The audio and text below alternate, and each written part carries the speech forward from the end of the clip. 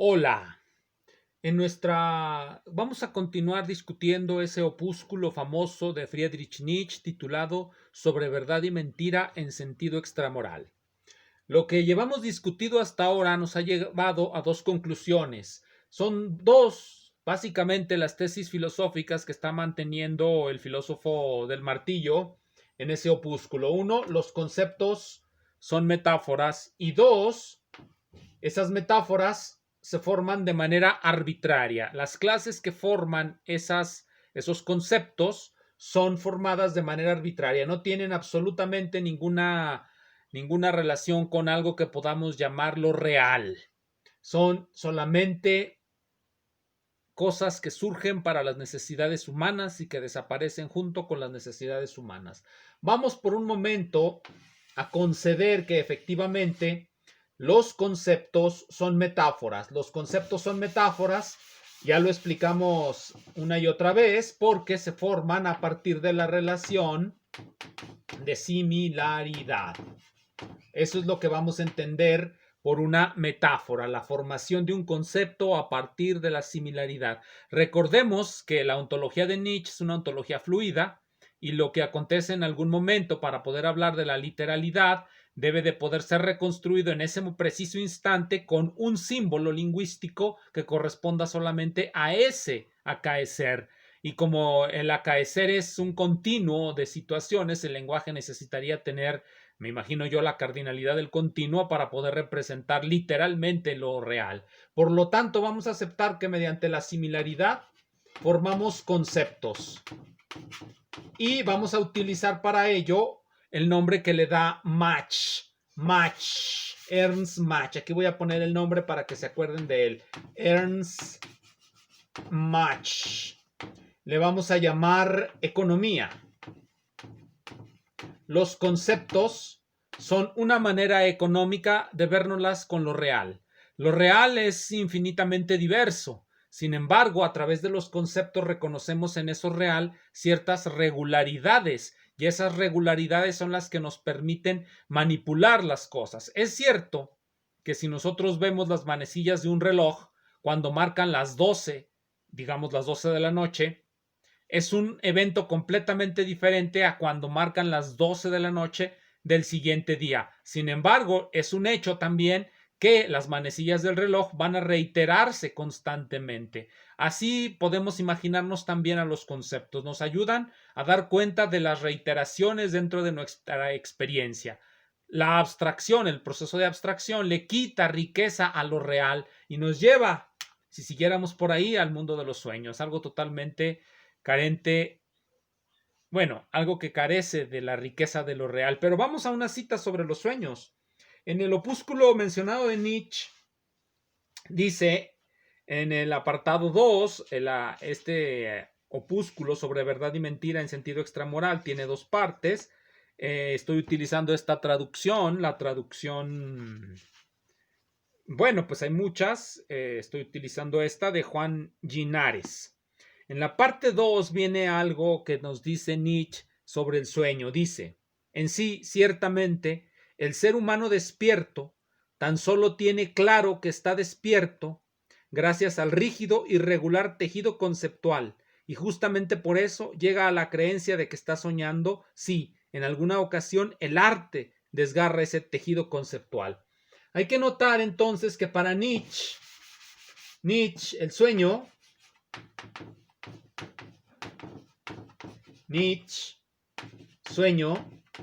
el sueño se distingue de lo real gracias a la economía conceptual.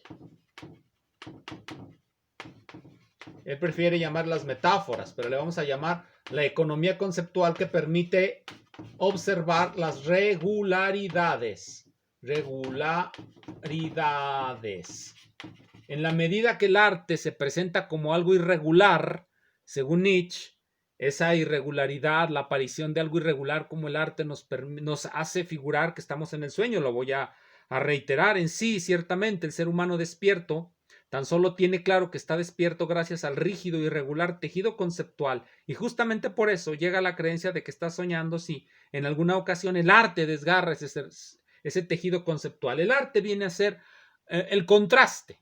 el contraste que permite o lleva al ser humano a creer que, bueno, tal vez esté soñando cuando se enfrenta con eso que llama arte. Entiendo yo que eso es lo que dice Nietzsche. Y luego añade, Pascal tiene razón cuando afirma que si todas las noches nos sobreviene el mismo sueño, nos ocuparíamos de él en la misma medida que de las cosas que vemos todos los días. Si un artesano estuviese seguro de soñar todas las noches, durante 12 horas seguidas, que era rey, yo creo, dice Pascal, que sería exactamente tan dichoso como un rey que soñase todas las noches durante 12 horas que era artesano. Bien, hasta ahí Nietzsche. Ahora vamos a ver el análisis de las sensaciones de Mach en la traducción de Ovejero y Maury.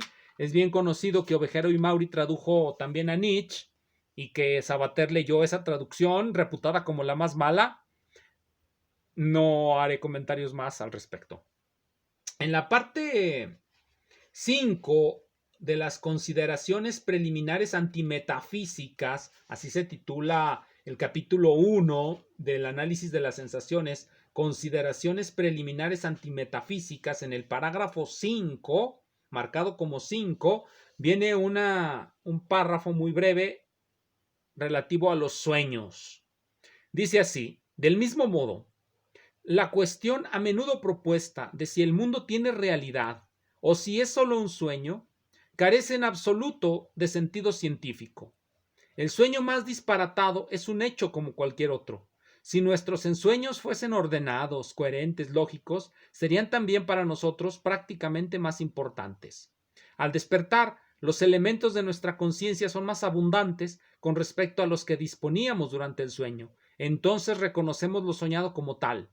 En el proceso inverso, nuestro campo psíquico de visión se estrecha. El contraste falta por completo las más de las veces. Donde no hay contraste, donde no hay oposición, la diferencia entre sueño y vigilia, entre apariencia y realidad, es ociosa y carece de valor.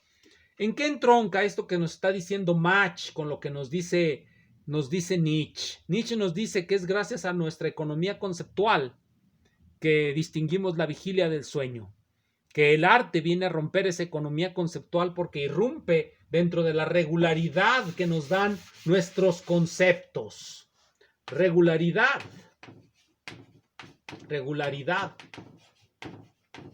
La regularidad que creemos existe debido a los conceptos. Luego viene el arte. El arte como irrupción. Irrupción, es decir, como algo irregular, no regular. Y precisamente eso genera el contraste. El contraste que nos dice Mach tiene que ver con la riqueza de los elementos de las sensaciones. Así le llama Mach a las sensaciones, elementos. Los elementos que aparecen en el sueño son inferiores a los elementos que aparecen en la vigilia. Si esos elementos en el sueño fuesen tan vívidos, tan precisos, tan punzantes, seguramente no distinguiríamos el sueño de la vigilia y cualquiera cuestión respecto a esto carece totalmente de sentido. Los sueños, para poderse distinguir de la vigilia, requieren de un contraste. Nietzsche cree que es el arte el que da ese contraste y que nos permite imaginarnos que estamos como en un sueño. En esto parecen estar de acuerdo él y Mach. Bueno, vamos a discutir ahora algo fundamental dentro de este pensador, lo que es, ya vimos, conceptos son economía conceptual. Economía conceptual. Esto es algo que Nietzsche nos dice y que podemos decir aceptémoslo. Pero él dice algo aparte. Los conceptos pueden ser economía conceptual o metáforas, pero él dice algo más. Conceptos son arbitrarios. ¿Qué quiere decir esto de que sean arbitrarios? Quiere decir que la manera en cómo los conceptos juntan las cosas, la manera en cómo esas cosas que finalmente, dice él, son metáforas, esas cosas que quedan juntas en la metáfora, que quedan comparadas en la metáfora, son comparadas arbitrariamente. Uno construye esas clases de manera arbitraria. Vamos pues a poner el problema de con la siguiente pregunta. ¿Existen las clases naturales? ¿Existen las clases naturales? Nietzsche nos dice que no. ¿Qué argumentos utiliza para hablarnos en contra de las clases naturales. Vamos nuevamente al texto y vamos a encontrar que hace estas preguntas en la parte, un poco antes de la parte 2, ya cuando está acabando la parte 1, y nos dice así.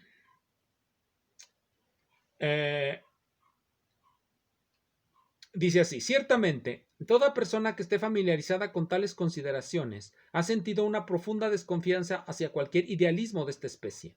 Siempre que por una vez se hubiese convencido claramente de la coherencia, omnipresencia e infalibilidad eternas de las leyes de la naturaleza y ha sacado esta conclusión: aquí todo aquello en lo que nos introduzcamos en las alturas del mundo telescópico y en las profundidades del mundo microscópico, todo es muy seguro, está muy acabado, es infinito, regular y carece de defectos. La ciencia tendrá que cavar eternamente con éxito en estos pozos, y todo lo que encuentre estará en concordancia y no se contradirá. Qué poco se parece esto a un producto de la fantasía, pues si lo fuese, tendría que dar lugar a que se adivinase en alguna parte la apariencia y la irrealidad.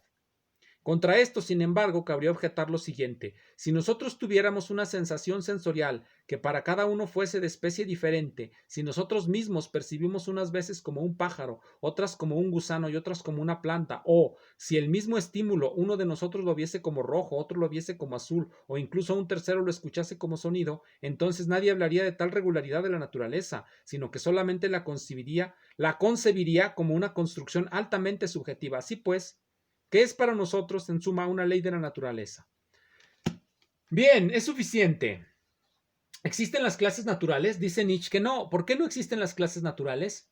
Bueno, pues porque la forma en cómo agrupamos depende de nuestras sensaciones. Esas sensaciones pueden ser diferentes de especie a especie, de ser humano en ser humano, y por lo tanto, la formación de las clases, es decir, de los conceptos. Acuérdense que los conceptos siempre los podemos imaginar como conceptos clase, porque agrupan a un montón de cosas que Nietzsche ya nos ha dicho son todas diferentes y no tendrían por qué caer en el concepto. Pero bueno, un concepto es una clase, eso lo vamos a aceptar. Pero la pregunta es: ¿existen las clases naturales? Ya nos dijo, la gente tiene sensaciones diferentes con respecto a las cosas. Pero esto es así. ¿Cómo vamos a aplicar este argumento o cómo vamos a objetar este argumento? Vamos a considerar un triángulo. Consideremos un triángulo. ¿Qué es un triángulo? Nos puede preguntar alguien. Un triángulo es una figura que tiene tres lados, una figura en el plano que tiene tres lados y que está formada con tres ángulos diferentes. Tres lados y tres ángulos diferentes. La primera pregunta que nos viene al caso es: ¿cómo alguien percibiría diferente esto si no tiene que ver con colores ni con sensaciones, sino solamente con una definición que ni siquiera tiene por qué verlo la persona? De hecho, las relaciones que existen entre las partes del triángulo no son visibles. Se pueden sacar o se pueden obtener únicamente cuando introducimos construcciones que nos permiten hacerlas visibles. Tenemos nuestro triángulo y uno puede preguntarse: ¿qué relaciones existen en el triángulo? Toda vez que hayamos salvado ese gran hiato que consiste en que nos pongamos de acuerdo en qué es un triángulo. Vamos a suponer que nos pusimos de acuerdo. Un triángulo es una figura cerrada que tiene tres lados y que se dibuja sobre un plano. Es una figura plana, cerrada, con tres lados. Hay figuras que son planas de tres lados, pero que no están cerradas. Por ejemplo, esta es plana, está sobre el plano, tiene tres lados, pero no está cerrada. Entonces uno puede invitar a cualquier persona que tenga esa capacidad. Por ejemplo, pueden decirnos: esto es un antropomorfismo, porque solamente los seres humanos pueden dibujar triángulos. Bueno, no, en la naturaleza podemos distinguir triángulos si buscamos cosas que estén cerradas, que formen figuras cerradas, cadenas cerradas de tres lados y que sean planas. Si nos logramos poner de acuerdo en esa definición, el siguiente paso es: bueno, pero ¿eso es todo lo que define al triángulo? ¿No podríamos definirlo de otra manera? Sí, de hecho, sí podemos definirlo de otra manera. ¿Cómo? A través de las relaciones espaciales que guardan los triángulos entre sí. Relaciones espaciales que ya no van a tener que ver directamente con los sentidos, sino con la forma en cómo nosotros reconstruyamos esas relaciones en un cierto lenguaje, en una cierta economía conceptual, en una cierta metáfora, por utilizar la terminología de Nietzsche, que es la que les gusta a los grandes nietzscheanos. Pero también se puede decir, por utilizar el lenguaje de Mach, que Nietzsche no estaría en desacuerdo, para él toda la perspectiva. Podemos decir economía conceptual o podemos decir concepto metafórico. Vamos pues, si no nos pusimos nunca de acuerdo en definir el triángulo a través de lo que nosotros vemos o a través de definiciones, vamos a ver si lo podemos definir a través de relaciones. Las relaciones que encontremos entre las partes espaciales del triángulo hacen las veces de leyes de la naturaleza. Las leyes de la naturaleza son abstractas, no describen cosas sensibles, sino solamente, como dice Nietzsche, efectos. Pero en el triángulo, en este triángulo, ¿qué relaciones podemos obtener? ¿Podemos definir el triángulo a partir de sus relaciones? Sí, si demostramos que aquellas relaciones se cumplen únicamente para estos triángulos y que de estos triángulos se siguen esas relaciones. Entonces nosotros diríamos que cualquier cosa que satisfaga esa relación será un triángulo. Y si no la satisface, pues obviamente no va a ser un triángulo. Entonces nosotros ya tendríamos una ecuación y nos dirá Nietzsche, pero ahí también estás metaforizando. Sí, es una metáfora, lo voy a aceptar. Es una economía conceptual. Toda ley de la naturaleza, toda relación matemática es una economía conceptual. ¿Qué relación podemos sacar aquí? ¿Qué relación vemos aquí? No, no vemos ninguna. Si nosotros nos podemos poner a ver el triángulo horas y horas como estudiantes de preparatoria y no vamos a encontrar nada. Pero si empezamos a manipularlo, vamos a encontrar esas relaciones que estamos buscando. Lo primero es ponerle nombres a todos los lados, A, B, C, y a todos los ángulos. Al que se opone a A le voy a poner alfa, al que se opone a B le voy a poner beta, y a este le voy a poner, no le voy a poner nada porque no lo voy a utilizar y solamente me va a estorbar en el dibujo. Entonces, una vez que ya decidí sistematizar mi aproximación hacia lo real, hacia esto que estoy dibujando, hacia las relaciones abstractas que estoy buscando para definirlo, voy a trazar una construcción. ¿Por qué hago esto? Porque hay cosas que yo no sé de los triángulos como este que son escalenos y hay cosas que sí sé de los triángulos rectángulos. Aquí tengo yo dos triángulos rectángulos. Nietzsche diría, no podemos avanzar hasta allá porque todos son metáforas, metáforas, metáforas y todo es subjetivo. Muy bien, aceptémoslo, todo hasta aquí es subjetivo. Digamos que una marmota no podría dibujar esto. Tal vez podría reconocerlo, tal vez no. Pero bien, entonces nosotros tenemos aquí ya nuestro triángulo y tenemos esto. Y aquí tenemos nuestros famosísimos ángulos rectos. Con esta construcción es bien sabido por un procedimiento regular que se puede obtener la siguiente relación. Vamos, a cuadrada es igual a b cuadrada más c cuadrada menos 2bc por el coseno de alfa. Bien, entonces nosotros vamos a borrar nuestro triángulo. Vamos a borrar nuestro triángulo y vamos a poner esta relación aquí. A cuadrada es igual a b cuadrada más c cuadrada menos 2bc coseno de alfa. Pregunta, ¿puede esto servirme para definir un triángulo? ¿Puedo definir un triángulo? Triángulo. Todo aquello que sea, todos lados puedo dar A, B, C. Son segmentos de recta. Puedo decir, si doy 3 segmentos, digo, este vale 10, este vale 20 y este vale 30. ¿Pueden ser estos segmentos de un triángulo? Yo los sustituyo aquí y me voy a dar cuenta que no satisfacen la ecuación, por lo tanto no pueden ser segmentos de un triángulo. Con 10, 20 y 30 yo no puedo formar esta figura. Quizá porque uno de los lados es muy largo, otro muy corto y el otro pues no alcanza a cerrar la figura. Por lo tanto, no satisfacen una relación. Pregunta, ¿esta relación es subjetiva? ¿En qué sentido podemos decir que esta relación sea subjetiva? ¿En qué sentido depende de mí? ¿Puedo yo encontrar otra manifestación que sea equivalente a esta? Pero si es equivalente, entonces me va a dar exactamente los mismos resultados. Estoy llegando yo a una relación que postulamos objetiva, una relación espacial objetiva que puede ser también una ley de la naturaleza y que no depende de mi punto de vista. Bueno, depende de las hipótesis que he dado, que sea plano, que interprete esto como lados, que pueda yo comprender la matemática que estoy utilizando. Podemos suponer que esta es una objeción a la arbitrariedad de las clases naturales, digo, a la objeción de Nietzsche contra las clases naturales. La mejor opinión es la suya, pero recuerden, tienen que razonar. Quien toma las palabras de los filósofos como verdades eternas no es un filósofo, es un acólito y está en realidad formando parte de una secta o una religión. Y aquí queremos pensar. Muchas gracias.